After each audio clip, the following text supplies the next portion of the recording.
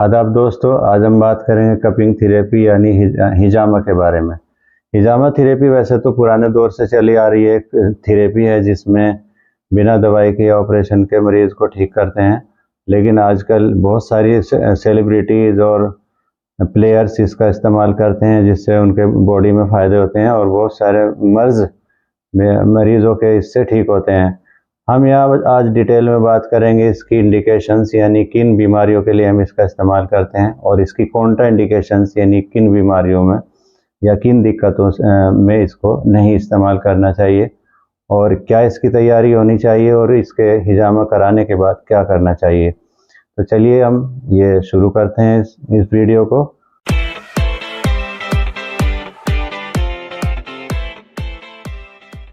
तो इसमें ज़्यादातर जो बीमारियां जोड़ों से रिलेटेड हैं उनमें बहुत अच्छा फ़ायदा होता है, जैसे फ्रोजन शोल्डर है, नी पेन है, शिएटिका है, सर्वाइकल स्पॉन्डिलोसिस है यानी गर्दन की हड्डी बढ़ जाना, कमर की जो डिस्क है वो खिसक के प्रॉब्लम होना, और बैकएक है या रोमेटॉइड आर्थराइटिस है या ऑस्टियोआर्थराइटिस, ये सारी डिजीज़ हड्डियों की डिजीज़ हैं जिनमें हिजामा करने से, ड्राई कप करने से, और कभी कभी कंडीशंस कुछ ऐसी होती हैं जिनमें वेट कपिंग यानी कि ब्लड वाली हिजामा करने से काफ़ी फ़ायदे होते हैं।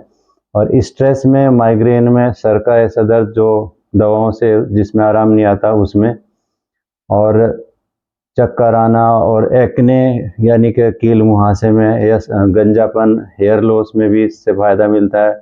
डिस्मेनोरिया यानी पेनफुल मेंसेस में भी इससे फ़ायदा मिलता है। इरेगुलर मेंसेस अगर फीमेल्स में हो, या ल्यूकोरिया या मीनोरेजिया जिसमें बहुत ज़्यादा ब्लीडिंग किसी को होती हो और उसका रीज़न ना पता हो। फीमेल इनफर्टिलिटी में भी इसके रिज़ल्ट अच्छे मिलते हैं। मेल इनफर्टिलिटी में जिसमें स्पर्म काउंट वगैरह कम हो जाते हैं उसमें भी इससे काफ़ी फ़ायदा होता है।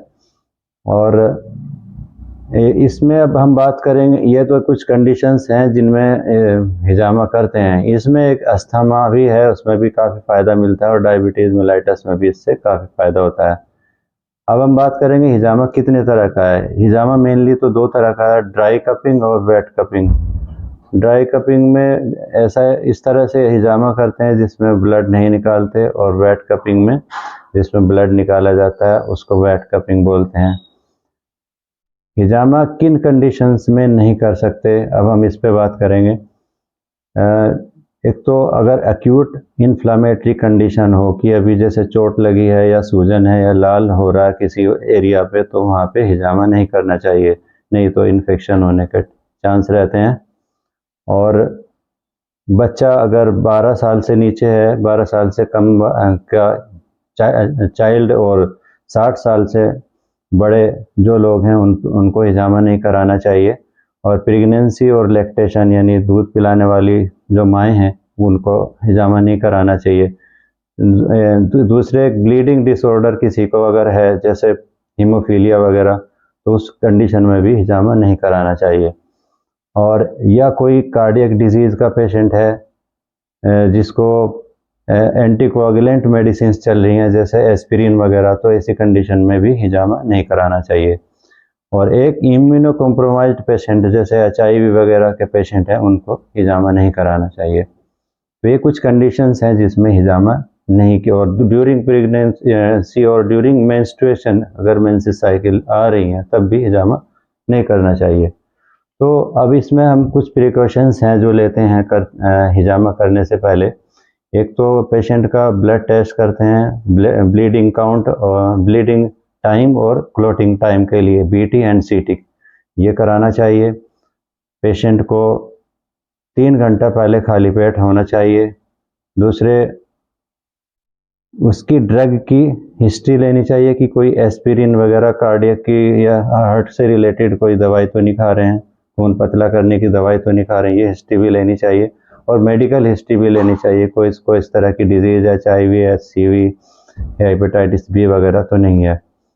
और पेशेंट को 1 घंटा पहले 1 घंटे हिजामा करने के बाद 1 घंटे तक आराम करना चाहिए, और 1 घंटे बाद ही खाना पीना चाहिए। और जस्ट पहले नहाने के बाद जस्ट बाद हिजामा नहीं करना चाहिए, इसका भी हमें ख्याल रखना है। और इसमें कुछ हदीस में जो बातें आई हैं कि कब हिजामा कराना चाहिए, अब हम उस पर बात करेंगे। हदीस के हिसाब से चाँद की 17, 19 और 21 तारीखों में हिजामा कराना बेस्ट है। वैसे तो हिजामा कभी भी कैसे भी कर सकते हैं, लेकिन ये सुन्नत के एतबार से है। और इसमें अगर ट्यूसडे हो तो बेस्ट है। और कब नहीं कराना चाहिए, उसमें ये आता है कि वेडनेसडे यानी बुधवार को हिजामा नहीं कराना चाहिए। और हिजामा करने के बाद क्या खाना पीना चाहिए, बेहतर है कि या तो अनार का जूस या अर्क कासनी का इस्तेमाल करें या सिरके का इस्तेमाल करें तो बेहतर रहता है, और 1 घंटा आराम किया जाए, ये बेहतर रहता है। उम्मीद है इस जानकारी से आपको फ़ायदा होगा, और ये जानकारी अगर आपको अच्छी लगी तो वीडियो को लाइक और शेयर कीजिएगा और चैनल को सब्सक्राइब कीजिएगा। Thank you.